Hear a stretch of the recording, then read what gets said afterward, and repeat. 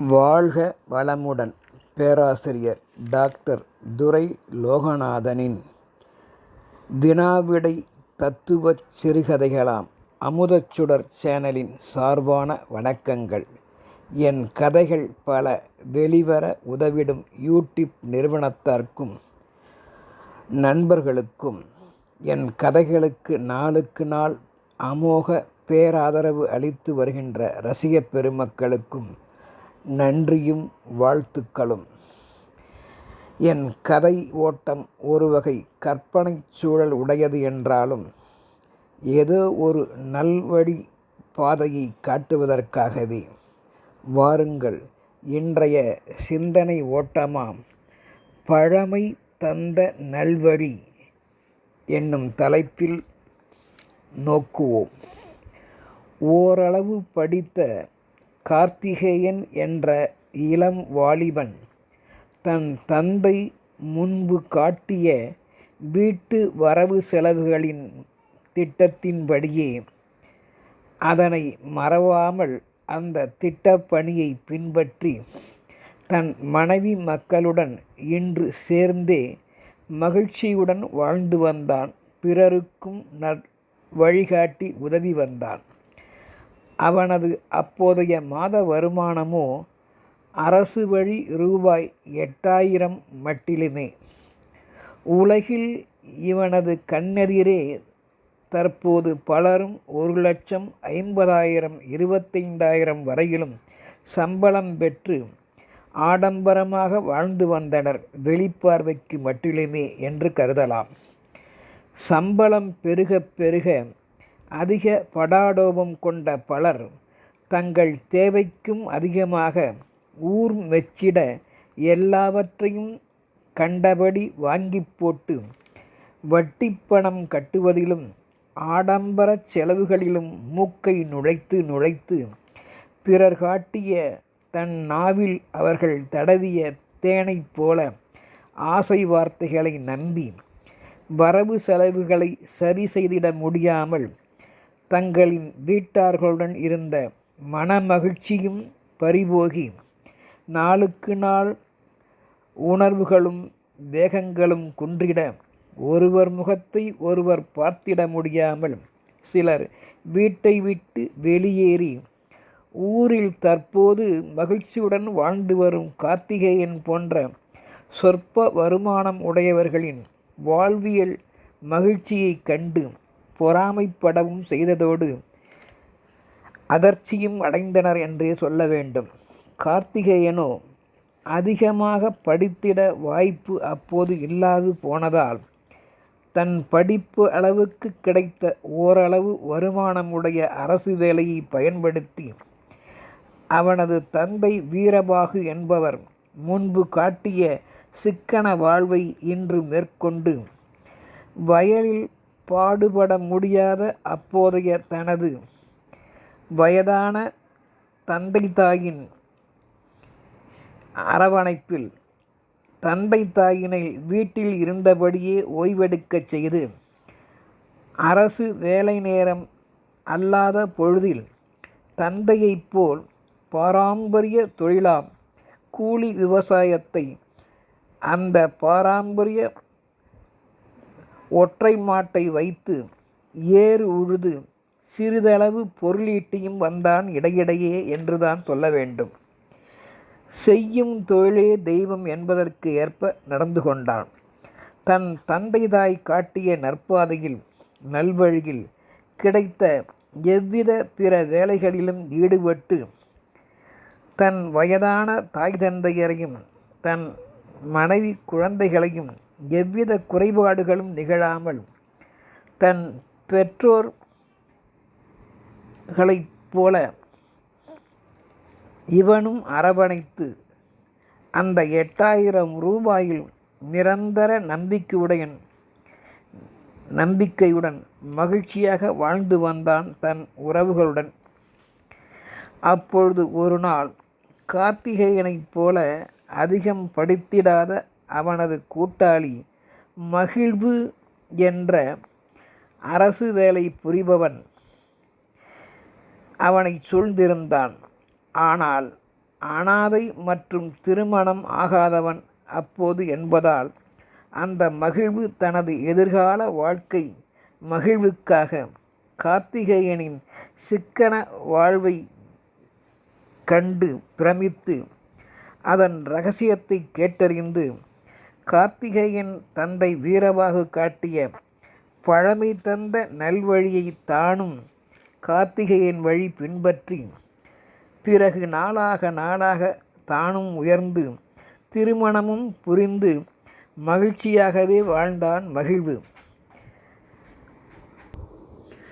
அந்த பெரியவர் தந்தை ஸ்தானத்தில் உள்ள வீரபாகு இவர்களுக்கு காட்டிய நற்பாதை என்பது என்னவென்றால், எந்த தொழில் செய்தாலும் அதில் நாணயம் வேண்டும் முதலில். அதில் கூட குறைவான வருமானமே அப்போதும் தற்போதும் கிடைக்கின்றது என்பதால் சோர்ந்து போகாமல் கடுமையாக உழைக்க முதலில் திடமான தூய மனம் இருக்க வேண்டும். வாழ்வில் பிறரை நம்ப வைத்து ஏமாற்றக்கூடாது. எப்படி இருக்க வேண்டும் தெரியுமா? மலர்களைப் போன்ற பிரகாச மகிழ்ச்சியும், கடல் அலைகளைப் போன்ற விடாமுயற்சியும், சூரியனைப் போன்ற கடமை உணர்வும், தேனீக்களைப் போன்ற சுறுசுறுப்பும், இப்படி ஒவ்வொரு நாளும் எவர்க்கும் அமைந்திட்டால் வாழ்வு நிம்மதியை கொடுக்கும், மகிழ்ச்சியை ஏற்படுத்தும். இதனை இன்றைய தலைமுறையினரும் உணர வேண்டும் என்று கருதி கூறினார். ஒரு முறை கார்த்திகேயன் மற்றும் இவனது கூட்டாளி மகிழ்வு மற்றும் காளிமுத்து என்பவர்களுக்கு வேலை கொடுத்த அவர்களது முதலாளியாம் இருளப்பன் என்பவர் எவ்வளவு மிகுதியாக அவரிடத்து பணம் கொட்டி கிடந்தாலும் சிக்கன வாழ்வு அவர் மேற்கொள்ளாமையால் அவரது பெயருக்கு ஏற்பவே இருளப்பன் முகத்தில் எந்நாளும் இருளே மண்டி கிடந்தது என்றே சொல்ல வேண்டும்.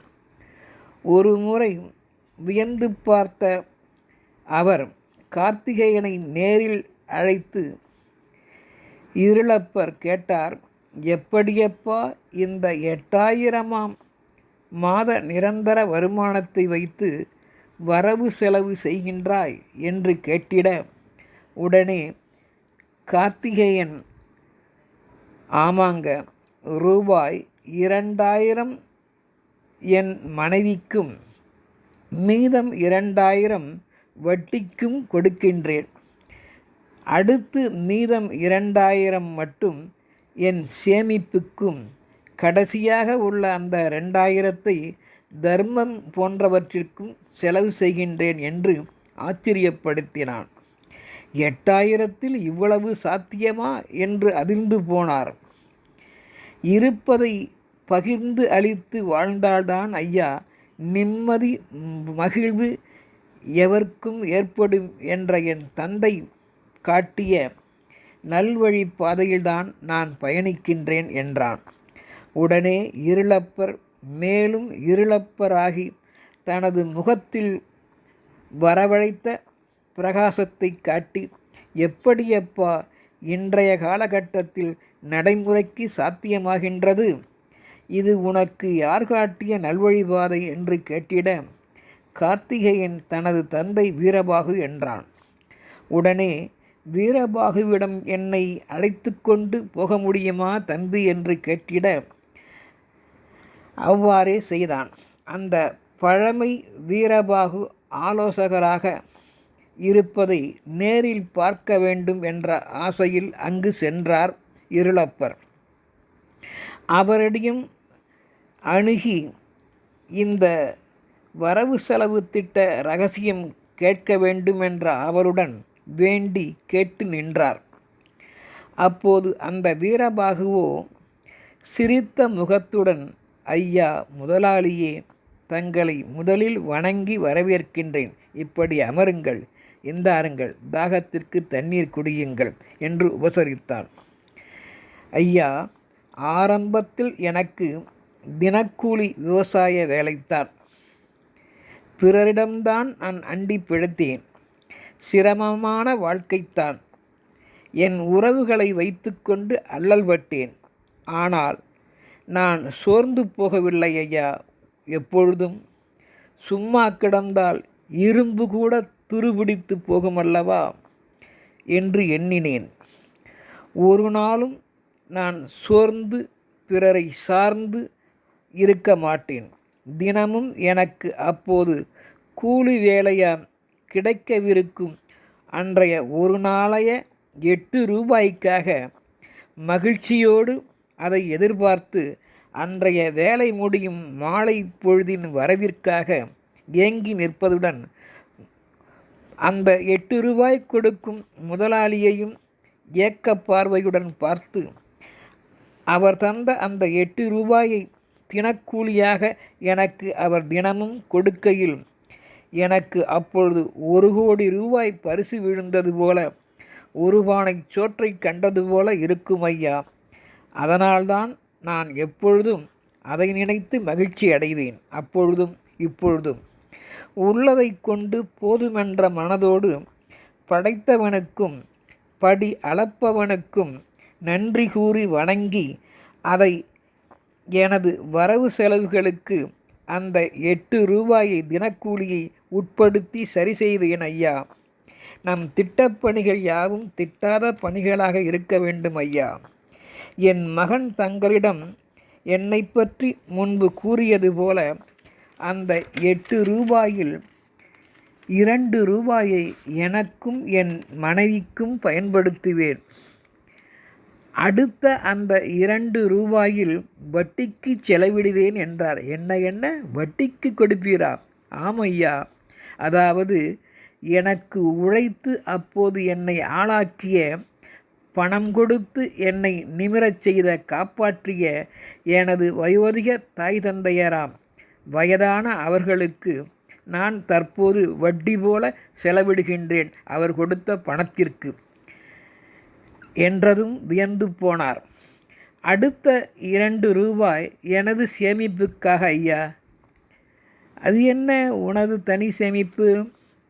ஐயா, அதாவது வளர்ந்து வந்த அப்பொழுது என் மகன் கார்த்திகேயனை படிக்க மற்றும் அவனுக்கு ஏற்படும் சிறு சிறு செலவுகளுக்காக அப்பொழுது நான் முன்பு கொடுத்தவைத்தான் அந்த சேமிப்பு என்பது.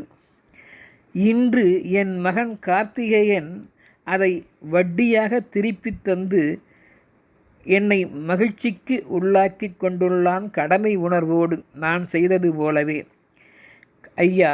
கடைசியில் உள்ள அந்த 2 ரூபாயை தர்மத்திற்கு செலவிடுகின்றேன் ஐயா. அது என்ன தர்ம செலவு?